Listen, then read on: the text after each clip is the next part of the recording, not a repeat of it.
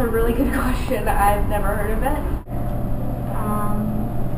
Something about what you're allowed to say, I guess. I have something to do with what you're talking. I don't feel like this. If I had to guess, I would say something about the way that people interact with other people. Like, off the top of my head, I have no idea what that is.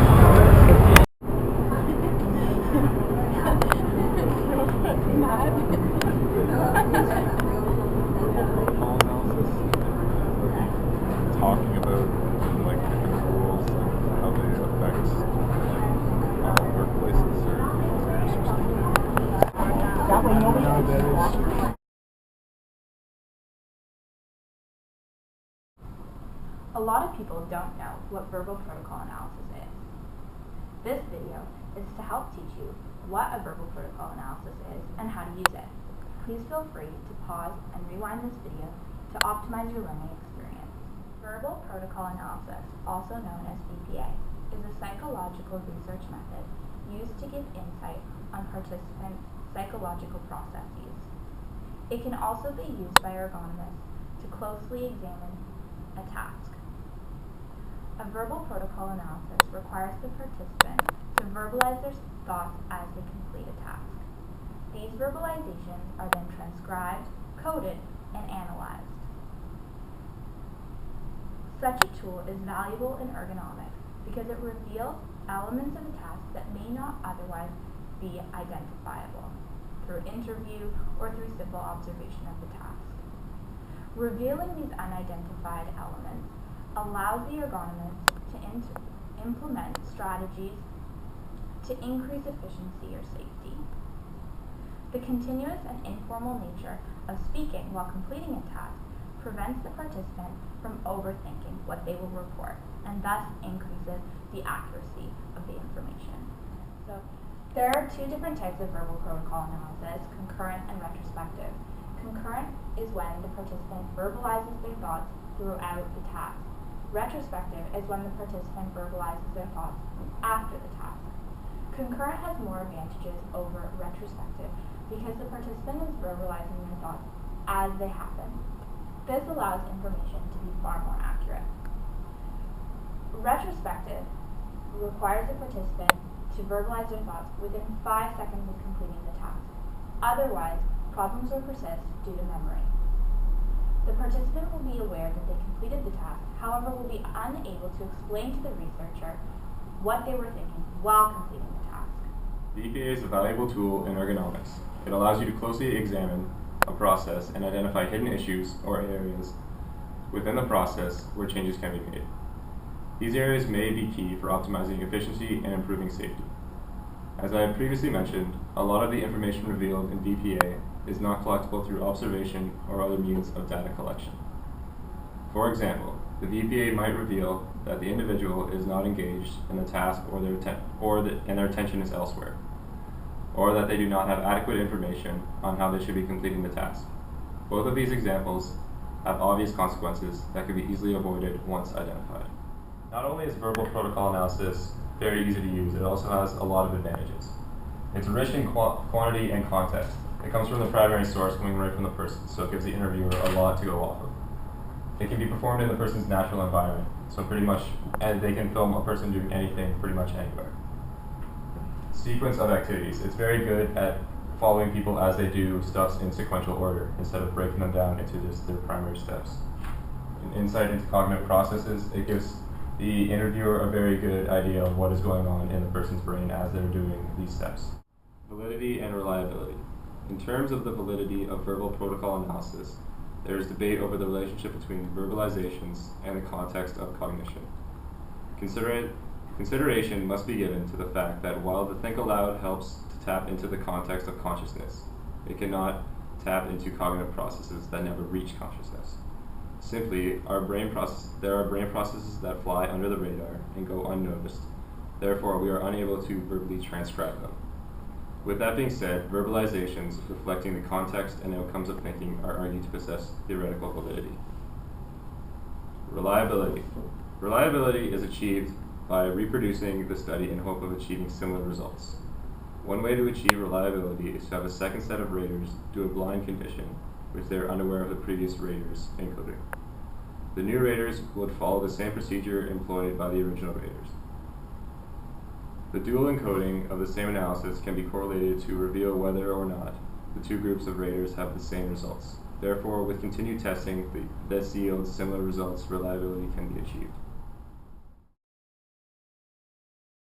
The job of a grocery store worker involves lifting a variety of different materials.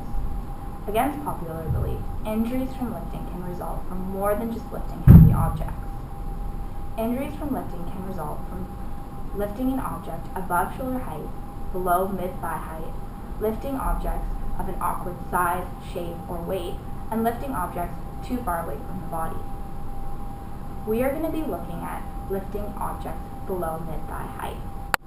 Through the use of verbal protocol analysis, we can identify elements of the lifting procedure that can be changed to optimize the efficiency of the lift and increase safety, thus decreasing the probability of injury.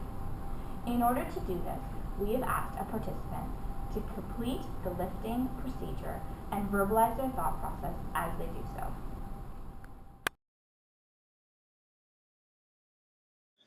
Steps of a verbal protocol analysis.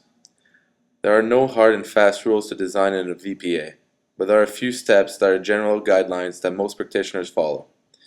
There are 9 steps that are commonly used to complete a VPA, starting with the device of a scenario and ending with the analysis of the structure of the encodings. Step 1. Device a scenario. The first step is quite simple but lengthy. It is to devise a scenario that will be used. This process usually involves setting a very specific task or a test scenario. What will be observed and under what conditions. It is very important to be specific in the design of the test scenario to make sure that the observation is representative of what the client wants. In other words, the main goal of this step is to set guidelines on what the experiment is going to be.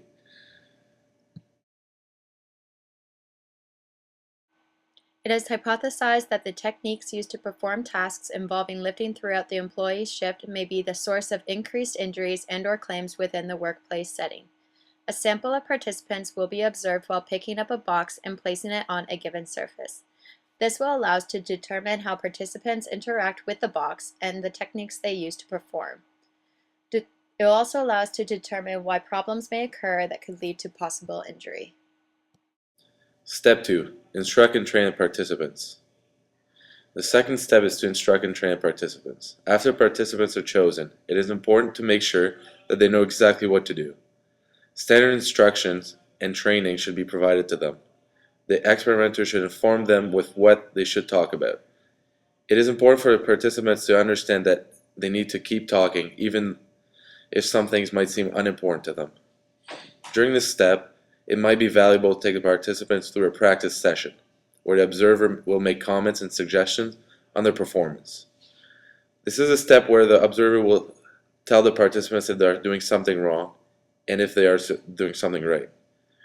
The participant will then be accustomed with the type of interactions the observer is looking for. So your task is going to be to pick up a box from ground level and place it on a shelf beside you. While you're doing this task, simultaneously you'll need to verbalize your thought process. I will be watching you complete the task, but I won't be interacting with you. After the task, I'm going to ask you a series of questions regarding the task. Do you have any questions? Are we going to go through a practice session before we go, or? Yeah, so after this, we will go through a few trial runs until you get the hang of it, and then we'll go through the protocol analysis. Step 3. Record the scenario. The third step is probably the most important, as it is the step where the recording is done. This stage consists of taking the participants through the real scenario while the experimenters are recording. Different methods are used to record the experiments. Some researchers might choose to simply use a voice recorder, while some might choose to use video cameras. The minimum requirement would be to use audio recorders to make sure that everything said by the participants is captured. On the other hand, the use of video cameras has been found to be very helpful to experimenters. Sometimes multiple cameras are used because an additional camera provides an automatic backup in case of battery or other equipment failure. Some researchers might go as far as using eye tracking devices that will inform them of how the system is used. Adam is going to demonstrate step 3 of a VPA. He is going to verbalize his thoughts as he moves a box. Alright, so Adam, as we previously discussed, we are going to be videotaping you as you take this box, lift it out of this space, and put it on top of the waste bin. I want you to remember that verbalizing your thoughts as you complete the task is just as important as verbalizing your thoughts as you approach the situation and decide how you're going to move the box. Do you have any questions? No, sounds good. Alright, go ahead. Alright, so I'm approaching the box. I notice that it's under a platform, so this is going to change about how I'm going to go about lifting the box. I'm deciding whether or not, which way is the best way to come about the box. If I bend my knees, stretch out my arms, and then pull the box towards myself. And as I turn it, get a better grip on it, straighten my legs, and then move over onto the waste bin. Seems to be the best way to pull it out. Our previous demonstration was of a concurrent VPA. We are now going to demonstrate a retrospective VPA. Adam, I would like you to complete the same task that you just did. This time, you won't be verbalizing your thoughts. However, keep in mind that after you complete the task, I will be asking you some questions on your thought process while you are completing the task. Sounds good. All right.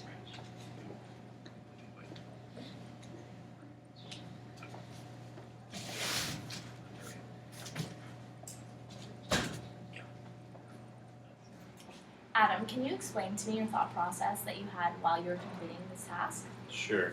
I approached the box. I noticed that it was under a table, so it might be a bit difficult to retrieve. I went over, extended my arms to grab the box.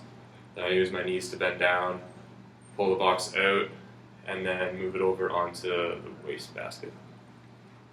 Okay, and do you remember thinking about hand positioning, leg positioning, anything in comparison to the box? Just that I needed to get a firm grip on it to be able to pull it out from under the table and then put it onto the waste basket. And do you remember what you were thinking as you were coming up from that position, from bending over to pick up the box? Just make sure that I'm clear of the table. That's about it. Perfect. Okay, thank you. As was apparent, there were some discrepancies between Adam's first verbalizations in the concurrent VPA and his recall of thoughts in the retrospective VPA. Adam is unable to recall all of his cognitive processes that took place during the task. For example, in the retrospective VPA, Adam did not remember that he had to bend his knees before placing his hands on the box. Also, by asking questions, Adam was able to infer what some of his thought processes might have been. These inferences may or may not be accurate. This is a prime example of why concurrent VPA is a more advantageous method of data collection over retrospective VPA due to validity reasons. Step 4. Transcribe the verbalizations. The fourth step is the transcription of the recordings, where the experimenter will take the recordings, listen to them, and put it in written form. Many observers will use spreadsheets to make this process simpler. The rate of verbalization can easily achieve 130 words per minute, making this task a very lengthy process. Researchers will usually listen to a section of speech, pause the audio recording, note the time, and write it down. Fortunately, this task can usually be carried out by less skilled research assistants that are provided with glossary of domain of relevant terms. Creating a spreadsheet will be a good way to transcribe for this task of verbalizations. Since the overall task was fairly fast-paced, we can use a time index of 2-second increments for the rate of verbalization. We recorded the appropriate time intervals for each verbalization demonstrated during the task. While transcribing, we paused the recording of the participant at each point he or she finished a section of speech, whether it was a brief sentence or a phrase. We then noted the time and subtracted 2 seconds, then typed the verbalization. Step 5. Encode the verbalizations. The fifth step is the encoding of data, a very complex and important stage. This part is the categorization of what was recorded. The first part of this step is to decide whether to encode words, word senses, phrases, sentences, or themes. If the researchers decide to encode words, the occurrence of certain words will be encoded. For word senses, words with multiple meanings will be encoded. They might choose to encode short phrases that constitute a semantic unit, or to encode what particular sentences refer to or express. The encoding of the meanings of particular phrases or sentences into shorter thematic units is another option. A protocol analysis based on themes provides the richest and most flexible source of data. The second part of this stage is to establish a conceptual framework for the encoding scheme. It involves attempting to ground the encoding scheme according to some established theory or approach. This will help giving some degree of validity to the encoding scheme because it is measuring verbalizations according to a theoretical background. The next step is to devise encoding instructions, highly defined written instructions for the encoding scheme to ensure intra-rater reliability. The final part of this fifth step is to complete the encoding. Many good computer programs exist to help during this task. Since the process of the task was quite short, we will encode for the occurrence of the word bent. Since it has been insinuated that injuries more often occur at the period that the individual is bending and beginning to lift the designated item, we can then allow for a degree of validity for our research question. In other words, we are analyzing specifically for the cause of injury occurrence with lifting. After devising the encoding instructions, we can then place our results through a specific computer program for our analysis. Step 6. Devise other data columns. After transcribing the verbal data against a time index and having encoded the themes, the final part of the worksheet consists of other data columns. This is a chance to note any mitigating circumstances that may have occurred during the trial and that may have affected the verbal report. At this stage, it also may be helpful to note different stages of task enactment, or to tie up eye tracker data with the verbal report using separate worksheet columns as required. Through a secondary chart, we were able to demonstrate the limitations of the study and pinpoint where these problems occurred. As the table describes, problems seem to occur near the beginning of the task when the individual first began to pick up the designated box. As described afterwards as a tension in the lower back, this limitation seemed to occur due to the initial lifting position the participant placed themselves in before lifting, whether it was due to straight legs or a hunched back.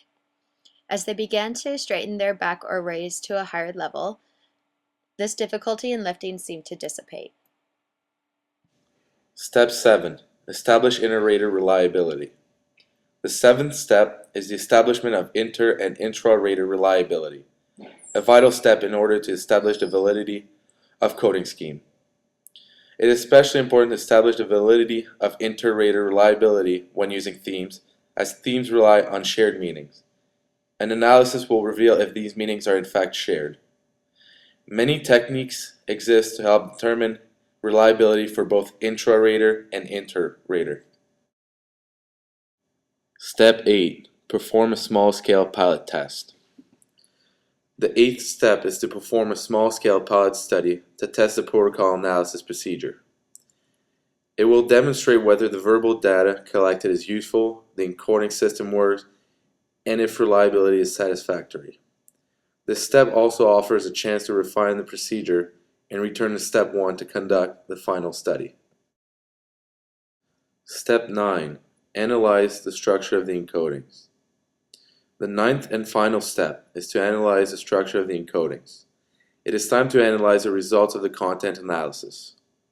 From this point on, the analysis will proceed in relation to the research question at hand, the actual topic of the study. All analysis will need to sum up the responses given in each encoding category.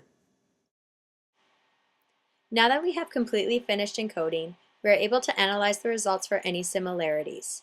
We can then, after this point, make recommendations to the company for any possible changes to occur. Many participants seem to have issues lifting during the initial stages due to a poorly established stability or trying to lift with a higher center of gravity. It would be recommended to the employers to designate proper training shifts upon hiring new employees before they begin to work. These training shifts should be used to demonstrate and teach the proper technique of approaching and establishing an initial strong center of gravity before beginning to lift designated packages. We hope you enjoyed our training video and learned something about VPA and are able to apply it to your everyday life. Thanks for watching.